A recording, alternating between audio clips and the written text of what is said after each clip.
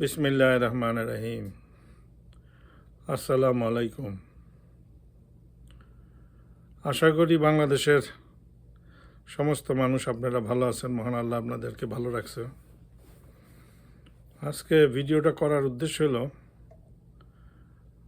একটা ছেলেকে খুব উঠতি নেতা, সে খুব ভালো বক্তব্য রাখে, উচিত কথাই বলে, যদি অনেকের কষ্ট লাগে। তবে এরকম একটা ঘটনা আমার জীবনে হয়েছিল, এই জন্য আমি আপনাদেরকে আজকে এই ভিডিওটা করতেছি। আমার মনে হয় 94-এ আমি শেরেবাংলা নগরে কমিশনার ইলেকশন করি। কমিশনার ইলেকশনের পরে ওইখানে কমিশনার হয়ে যায় আপনার আওয়ামী লীগের, ওনার নাম শাহাবুদ্দিন। তো শাহাবুদ্দিন হয়ে যায়। এরপরে আপনার ধরেন আমি ফেল করলাম, প্রায় অনেক ভোটে ফেল করছি আমি, কারণ আমি কারো কাছে ভোট চাই নাই, শুধু জামাতের আমির যে তার কাছে, তার বাসায় গেছিলাম, তার কাছে আমি কইছিলাম যে সিচুয়েশনটা বলার পরে উনি তখন বলল যে হ্যাঁ, ভোট আসলে আপনারা দেওয়া উচিত। আর আমি ওই নেতা জানি না জীবিত আছেন কিনা, ওনার এইটাও বললাম এরপরে যে সংসদ নির্বাচনটা হবে মনে হয় আওয়ামী লীগ চলে আসবে ক্ষমতায়। তো যাই হোক, ইলেকশন হয়ে গেল, আমি ফেল করলাম, শাহাবুদ্দিন সাহেব পাশ করলো। তো আমি ফেল করার পরের দিনই শাহাবুদ্দিন সাহেবের বাসায় গেলাম, যাইয়া দেখলাম যে উনি নাই, পালাই গেছে। কারণ উনি ছিল আমি ছিলাম হোম মিনিস্টারের ভাতিজা। হোম মিনিস্টার আমার চাচা ছিল মতিন চৌধুরী। উনি ভয় পাইছে যে নিশ্চয়ই উনি হোম মিনিস্টারের ভাতিজা, এটা সবাই জানতো, যে উনার তো অবস্থা খারাপ করে ফেলাম আমি। কিন্তু আসলে সত্যি কথা কইতে গেলে অনেক বছর আগের কথা, আমি কখনোই কোনো নোংরামিতে যাই নাই। কিন্তু তখনই আপনার ধরেন যে আমি যে ফেল করছি, এই ফেলটা আসলে তখনকার আমাদের প্রধানমন্ত্রী ছিল আমাদের বেগম জিয়া, উনি খুব কষ্ট পাইছে যে টিপু কী করে ফেল করে, কারণ আমি ওনার পাশে ছিলাম অনেক সময়।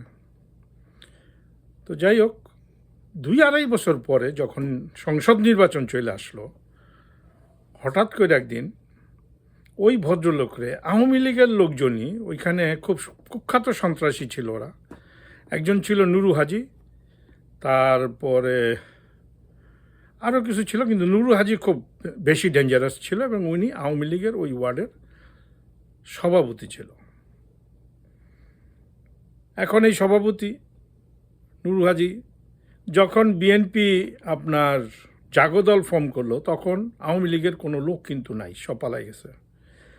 তখন আব্বাই কইল যে একটা বিরোধী দল না থাকলে তো মানে রাজনীতির মাঠে খেলা লাভ নাই। তো তখন এই নুরু হাজি এবং আরেকজনের নাম ছিল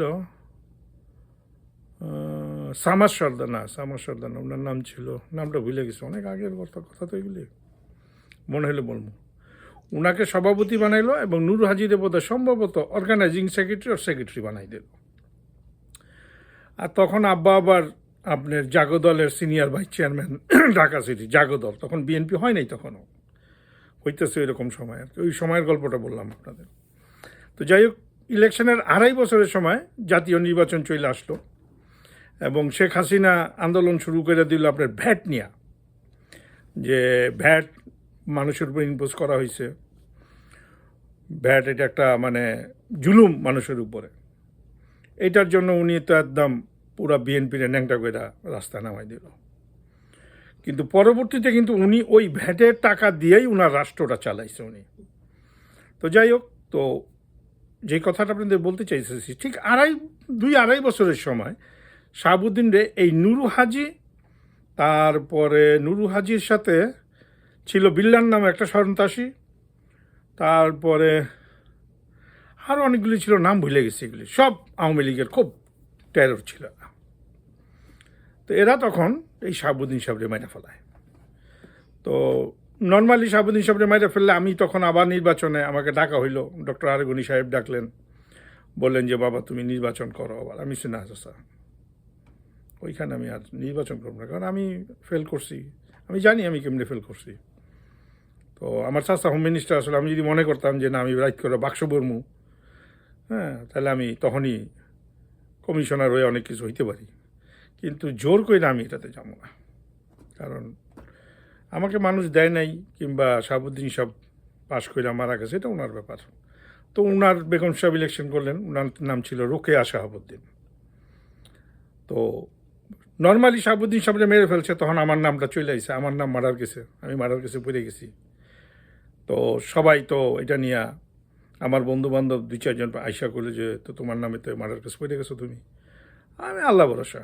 আর তখন তো ক্ষমতায় ধরেন আওয়ামী লীগ আইতেছে, ইলেকশনটা চলতেছে, শুরু হইতেছে, এরকম একটা সময় আমাদের এখানে দাঁড়াইছিল সালমান রহমান, 2,500 ভোট পাইছিল সালমান রহমান তখন, এটা আমার মনে আছে, কারণ সালমান রহমানের লোকজন আমার কাছে আসছিল।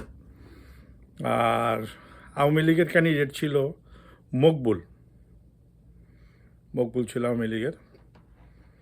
আর বিএনপির কে ছিল আমার ঠিক মনে নেই, অনেক আগের কথা না। তো যাই হোক, মকবুল তখন ইলেকশনে পাশ করলো, এবং এই শাহাবুদ্দিনকে মানে মার্ডারটারে তখন খুব ফলাও করে দেখানো হলো যে শাহাবুদ্দিন মার্ডার হয়েছে, এই হয়েছে। তো ন্যাচারালি শাহাবুদ্দিন যখন মার্ডার হয়েছে, বিএনপি খারাপ। কিন্তু আসলে দেখেন, মার্ডারটা করলো কিন্তু কারা? আওয়ামী লীগাররা। দোষ চলে এলা আমাদের দলের উপরে। যাক, তখন আমি ওই ওয়ার্ডের সভাপতি, প্লাস আমি মোহাম্মদপুর থানার সিনিয়র ভাইস চেয়ারম্যান।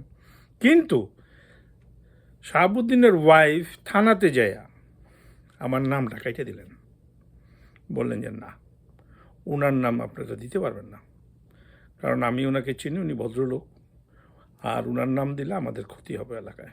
একদম নাম কেটে, মকবুল তো এটা মানতে রাজি না, বললো যে না, আমি তাহলে কেস উইথড্র করে ফেলাম।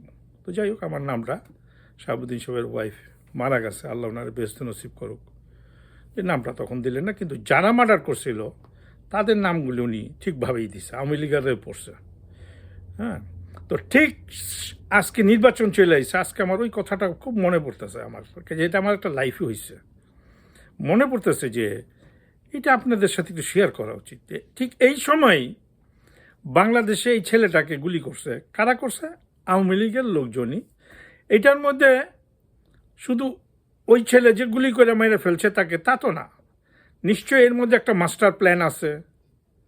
তারপরে আমি যেটা বুঝি যে এটার মধ্যে সরকারের হাত নেই, এই কথাটা বললে ঠিক হবে না। এই লোকটা ঢুকছে কি করে? এই লোকটা প্রিভিয়াস ঘটনা কি?